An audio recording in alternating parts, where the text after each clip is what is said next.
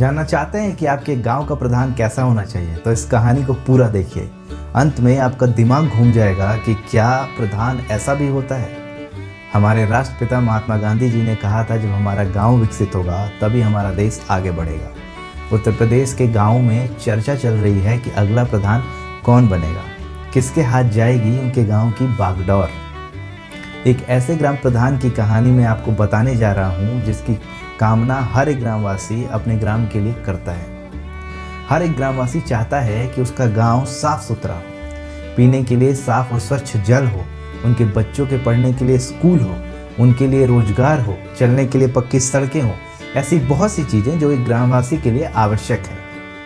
ये कहानी जो मैं आपके साथ आज साझा करने जा रहा हूँ वो एक ऐसे ही ग्राम प्रधान के बारे में है जिन्होंने बहुत सी मुश्किलों का सामना करते हुए भी अपने ग्रामवासियों को ये सारी सुविधा मुहैया करवाई, वो भी सिर्फ और सिर्फ सरकार के पैसे से।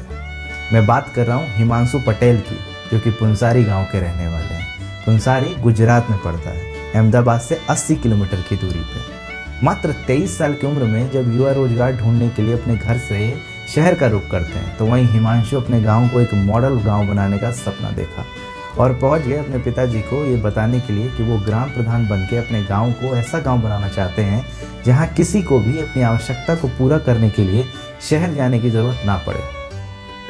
इनके पिताजी ने इनको समझाया कि कुछ नहीं रखा है प्रधानी में, यहाँ के लोग कभी नहीं सुधरेंगे क्योंकि इनको इसकी आदत पड़ चुकी है। बाद में पछताने से अच्छा है कि अभी मेरी बात मानो और अपने इस समय को रोजगार ढूंढने और अपनी ज़िंदगी को बेहतर बनाने में लगा।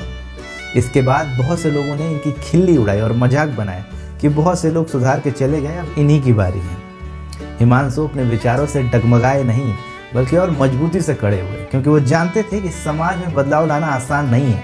ठीक वैसा ही है जब राइट ब्रदर्स ने दुनिया को बोला होगा हम हवाई जहाज बना देंगे, तो दुनिया उन पर हंसी होगी। इस विश्वास के साथ अपने लक्ष्य की तरफ आगे बढ़ गए और पाया कि 6000 जनसंख्या वाले गांव में उनके जाति के लोग जो उनको वोट दे सकते हैं, उनकी गिनती है सिर्फ 130। इसको इन्होंने समस्या नहीं समझा बल्कि अवसर की तरह लिया और लग गए अपने विचारों को गांव के सभी लोगों के बीच में रखने में।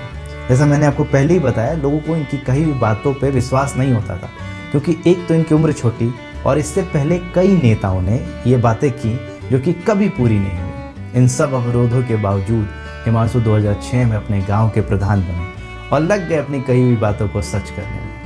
लोगों से मिलना शुरू किया, उनकी समस्या को समझना शुरू किया, गांव की समस्या को समझना शुरू किया, विधायक और सांसद लोगों से मिलना शुरू किया ताकि लोगों की समस्या उनके सामने रखी जाए और वहाँ से कुछ फंड इकट्ठा करके लोगों की मदद की जा सके। पर इनको वहाँ से कभी कोई मदद नहीं मिली। यह असफलता देखने के बाद इन्होंने निश्चय किया कि अब सिर्फ और सिर्फ स्टेट और सेंट्रल गवर्नमेंट की स्कीम की मदद से अपने गाँव को एक बेहतर गाँव बनाएंगे। शुरुआत में इनको बहुत सी तकलीफ़ों का सामना करना पड़ा स्टेट और सेंट्रल गवर्नमेंट से पैसे लेने में, पर इनकी ईमानदारी और निष्ठा ने सरकारी कर्मचारियों को भी ये यकीन दिला दिया कि व्यक्ति अपने गांव के लिए कुछ बड़ा करना चाहता है। इसके बाद इनके लिए फंड उठाना उतना कठिन नहीं रहा। एक घटना ये बताते हैं कि समय ऐसा भी आया, विधायक ने इनको फ़ोन करके बोला कि मुझसे 50-60 हज़ार ले लो और अपने गाँव में कुछ काम करा लो, और कहा कि ज़रूरत पड़े तो और बताना। तो इन्होंने विधायक जी को कहा कि अगर आपको ज़रूरत हो तो बताना, ग्राम पंचायत से पैसे मैं मुहैया करवा दूँगा, क्योंकि यहाँ गांव का काम करवाने के लिए पर्याप्त पैसे हैं हमारे पास।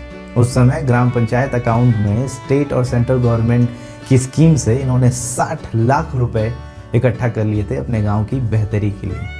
इसके बाद इन्होंने बहुत सी परेशानियों का सामना किया, पर अपने पथ पर आगे बढ़ते रहे। आइए मैं आपको बताता हूँ कि इन्होंने अपने गाँव के लिए क्या क्या किया जो आपके प्रधान जी भी अपने गांव के लिए कर सकते हैं। सबसे पहले इन्होंने देखा कि ज़्यादातर बीमारियां जो हैं वो गंदा पानी पीने से होती हैं। इसको नज़र में रखते हुए इन्होंने अपने गांव में RO वाटर की सुविधा उपलब्ध कराई।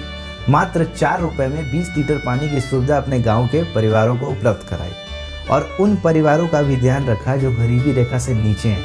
ये बताते हैं कि गाँव में ऐसे 328 परिवार थे जिनके लिए इन्होंने बस स्टैंड पर वाटर कूलर लगवा दिया ताकि वो आसानी से और मुफ्त पानी ले सके। गांव के बेरोजगार युवाओं को आसपास के गांव में पानी बेचने के काम पर नियुक्त किया और पर लीटर 1 पैसे मुनाफे की मांग की ताकि वो पंचायत के लिए पैसे भी कमा सकें।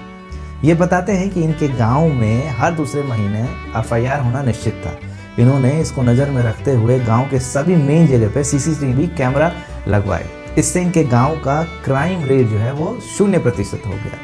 24 घंटे बिजली की व्यवस्था देने के लिए इन्होंने अपने गांव में इलेक्ट्रिसिटी प्लांट भी बैठाए और बची हुई बिजली को स्टेट गवर्नमेंट को बेचकर हर महीने कमाते हैं 1.5 लाख का मुनाफा अपने पंचायत के लिए। इंटरनेट और वाईफाई की सुविधा भी उपलब्ध कराई। जब इंटरनेट लगवाने की बात चल रही थी तब गांव के लोगों ने बहुत विरोध किया और कहा कि इससे बच्चे बिगड़ जाएंगे, बच्चे पढ़ाई नहीं करेंगे, बस गेम खेलेंगे और सिनेमा देखेंगे। इसका भी इन्होंने तोड़ निकाला और सर्वर को ऐसा बनाया कि कोई भी एक समय सीमा से अधिक उस गेम ना खेल सके और सिनेमा ना देख सके। आज हालत ऐसी है कि गांव के बच्चे उसी से सारी पढ़ाई कर रहे हैं और जो है अपने जीवन में आगे बढ़ रहे हैं। गवर्नमेंट स्कूल को ऐसा बना दिया है कि और स्कूलों के बच्चे यहाँ दाखिला लेने लगे। इन्होंने स्कूल में बहुत सी सुविधाएं उपलब्ध कराई और उसके साथ साथ सीसीटीवी कैमरा भी लगवा दिया ताकि माता पिता घर बैठे ये देख सकें कि इनका बच्चा स्कूल में क्या कर रहा है। महिलाओं और पुरुषों के लिए स्किल डेवलपमेंट सेंटर खोले ताकि इस दोनों वर्ग के लोग नई तकनीक सीखकर एक अच्छा रोजगार पकड़ सकें या अपना व्यवसाय शुरू करके औरों को रोजगार दे सकें। बस की सुविधा उपलब्ध कराई। इनके गांव में ज़्यादातर लोग दूध व्यापारी हैं जिनको बाजार जाने में काफ़ी तकलीफ़ों का सामना करना पड़ता था, तो इन्होंने एक निश्चित समय पर अपने गांव से बस चलवाई ताकि सभी लोग उसमें सवार होकर बाजार तक पहुंच सके और अपना काम निपटाकर बस के साथ वापस आ सके। बस का किराया रखा सिर्फ 2 रुपये और उससे भी कमाते हैं अपनी पंचायत के लिए 4,000 रुपये महीना। अपने गांव में एम्बुलेंस की सुविधा उपलब्ध कराई जिससे इनके गांव का शिशु मृत्यु दर और मातृ मृत्यु दर 0 हो गया। मतलब कोई भी महिला जो माँ बनने वाली है अब उसको और उसके बच्चे को कोई खतरा नहीं है। जब ये अपने गांव में स्पीकर लगवा रहे थे तो लोगों ने कहा स्पीकर लगवाने से गांव का डेवलपमेंट थोड़ी ना होता है। आज उसी स्पीकर से गवर्नमेंट की सारी स्कीमें गांव वालों को जल्द से जल्द बताई जाती है ताकि ग्रामवासी अधिक से अधिक उस स्कीम का लाभ उठा सके। प्रत्येक दिन सुबह स्पीकर पर भजन बजाते हैं और लोगों को उनके जन्म दिवस पर बधाई भी दी जाती है। बहुत से ऐसे काम किए जाते हैं जिससे गांव के लोग प्रोत्साहित हों और अपने जीवन में अच्छा करें। गांव में इन्होंने देखा कि लोगों में विवाद का कारण जमीन, पगडंडी, नाले इत्यादि होते हैं जिसमें एक पक्ष दूसरे पक्ष के जमीन पर अपना अधिकार बताता है। अक्सर एक परिवार दूसरे परिवार के जमीन में अपने घर से निकला गंदा पानी को सामान्य घटना समझता है, पर वहीं दूसरा परिवार के लिए वो बहुत बड़ी घटना होती है। हिमांशु ने इस चीज़ को बड़ी बारीकी से समझा और गवर्नमेंट की स्कीम की मदद से इसका समाधान किया। अपने गांव का अखबार इन्होंने प्रकाशित किया और अपने गांव के बच्चों को बनाया बाल पत्रकार जिनकी ड्यूटी होती थी गांव की खबर लेके आना। शुरुआत में इन बच्चों ने नेगेटिव खबर इकट्ठा की जैसे एक्सीडेंट, किसी का कोई नुकसान इत्यादि। पूछने पे बच्चों ने कहा ऐसी ही तो होती है खबर, हमने टीवी पे देखा है। आने वाले भविष्य की सोच बदलने के लिए हिमांशु ने बच्चों से कहा अब आप लोग अच्छी खबर लेके आएंगे, जैसे किसी के घर गाड़ी आई, किसी ने परीक्षा में अच्छे अंक लाए, किसी की नौकरी लगी इत्यादि। इससे इनके गांव के सोचने का तरीका ही बदल गया। लोग पहले नेगेटिव सोचा करते थे, अब सबसे पहले पॉजिटिव देखते हैं। इन्होंने एक बात का खासा ध्यान दिया कि प्रत्येक दिन सभी सहयोगी और अदर डिपार्टमेंट के लोगों के साथ पंचायत ऑफिस में एक निश्चित समय के लिए उपलब्ध रहेंगे ताकि गांव के किसी व्यक्ति को कोई काम हो तो वो उसे आसानी से करवा सके। इसके बाद इन्होंने बहुत से काम किए अपने गांव के लिए, जैसे बैंक खुलवाना, एटीएम खुलवाना, हेल्थ सेंटर खुलवाना, वेटनरी सेंटर खुलवाना, कृषि विज्ञान केंद्र खुलवाना इत्यादि। बहुत सी ऐसी चीज़ें जिससे गांव वालों को भरपूर फायदा हो सके।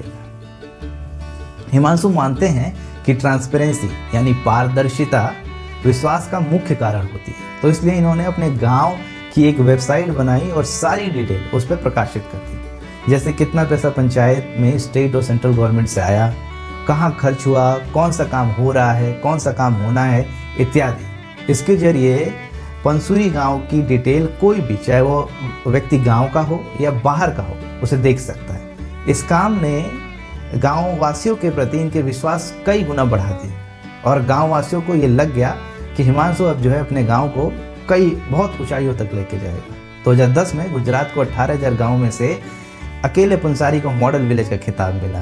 11-12 में भारत का मॉडल विलेज, 14 में आदर्श गांव की उपाधि मिली। आज आलम ऐसा है कि हर एक वर्ष दुनिया भर से 2 लाख लोग इस गांव को देखने आते हैं और रिसर्च करने आते हैं कि कैसे बनाए हिमांशु ने ऐसा गांव कि शहर भी शर्मा रहे हैं इसके आगे। इस कहानी के माध्यम से मैं आपको बस इतना बताना चाहता हूँ कि इतनी पावर होती है आपके प्रधान जी के पास कि जो सुविधा आप चाहें वो आपके गांव के लिए वो उपलब्ध करा सकते हैं। तो इस बार सोच समझकर प्रधान चुने, क्योंकि आपने तो लगभग जी ली है अपनी ज़िंदगी, अब आपके बच्चों की बारी है। तो मेरी आपसे गुजारिश है कि मतदान करते समय अपने बच्चों के भविष्य के बारे में ज़रूर सोचिए, भारत के अच्छे नागरिक बनिए और इस वीडियो को हर एक ग्रामीण परिवार तक पहुंचाइए ताकि वो सही निर्णय ले पाएँ और अपने आने वाले भविष्य को संवार पाएँ।